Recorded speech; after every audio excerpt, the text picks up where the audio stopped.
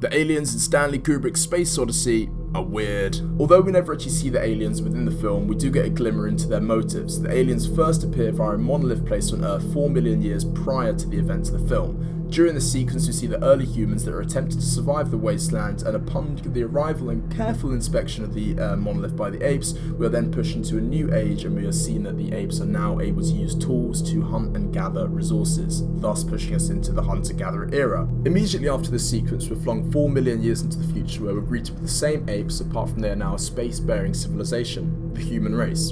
We see that they've achieved great feats of technological advancement within those 4 million years, as seen by the many amenities enjoyed by the humans, including lunar bases and commercialized space travel. Moving on from this, we do see that the main reason for us visiting the moon is that there seems to be some sort of problem that the US government are currently shunning off as some sort of epidemic on the moon. We soon discover that this isn't an epidemic, and it is actually another one of the monoliths that has been sighted 4 million years after the first monolith sighting. This one, however, is buried around 6 to 12 feet underground, which means that the team had to excavate it out, and obviously this requires tools, which I think does kind of play into what the aliens are kind of studying us for, but I digress. Moving forward, they touch the monolith, and upon touching that monolith, it then shoots a signal all the way to Jupiter, thus prompting the 18-month later Jupiter mission. On this Jupiter mission, we are greeted with again another move in technological advancement. We are now greeted with the HAL 9000 computer, an extremely advanced artificial intelligence system that is seemingly able to replicate human emotions with little to no regard of those human emotions as well.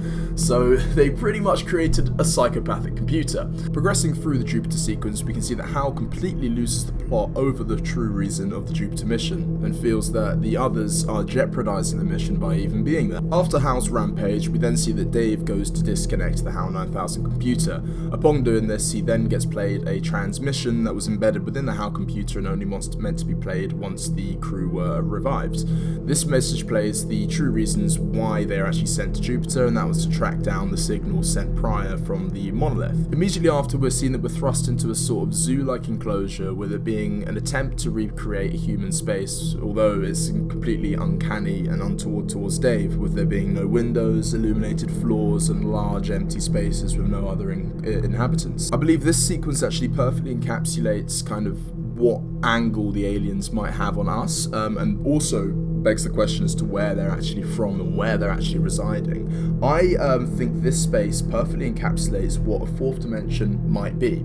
The fourth dimension, often people think, is the time dimension. That's the dimension that we can't actually tap into. Currently, we can only access three-dimensional space, but these beings may be accessing a fourth or a fifth dimension. I believe this to be true, as seen by the passage of time by Dave, with it being completely dilated to a point where he is seen to be aging almost at the speed of light.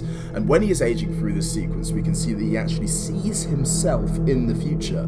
This, in my opinion, gives him access to that fourth dimension. He can see himself in the present and also himself in the future. He is tapping into that fourth dimension. So this begs the question as to where these beings actually come from, and whether they're from our dimension, and if they're not, it really goes into question with their motives. I believe that they are some sort of fourth dimensional creature, and that's why Dave is completely unable to perceive what is going on during this era. This whole sequence goes on for only about 3 minutes. So 3 minutes, he's aged from the age of around 30 all the way to around 90. And you got to realize he was in a space where the aliens likely wanted to keep him alive for as long as possible, as with it being part of an experiment, just like how we would take as much care as possible for an animal in a zoo enclosure.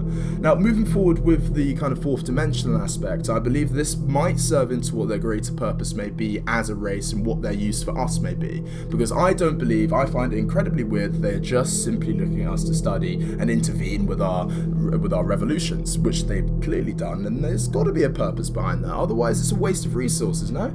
And moving forward, I believe that they are some sort of fourth dimensional creature, and they have some sort of problem in that fourth dimensional space, and that they need us in the third dimension to open some sort of wormhole so that we can assist them. And the only way to do that is to push us through the revolutions as quick as possible. You've got to realize another thing that we go back to is the time aspect. Time for them is completely different to how we perceive it on Earth. So those 4 million years between us being the apes and us being the space-bearing civilization dimension for them, the aliens, may only be a millisecond or a minute to them. So for them, it's not much time, but for us, it's a stark amount of time. So that also serves the purpose that they're not just waiting around. They're not waiting for 4 million years for us to become advanced enough for them to help us, or for us to be able to help them. They just simply want our help as quick as possible, and the way to do that is to intervene with the monoliths to the point where we're advanced enough to help them with whatever their problem may be.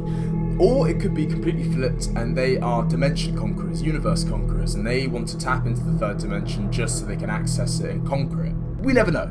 And I think Stanley Kubrick leaves this up to a sense of ambiguity for a reason. He wants the audience to decide. He wants the audience to have their own interpretations, and that's why A Space Odyssey will always be one of the most brilliant films that's ever been created, because it leaves that sense of ambiguity. We end on that point where Dave is become the Star Child and is sent back to Earth. We're left with so many goddamn questions. So many questions. And I think that's the beauty of the film. That leaves you asking questions, leaves you guessing, leaves you thinking.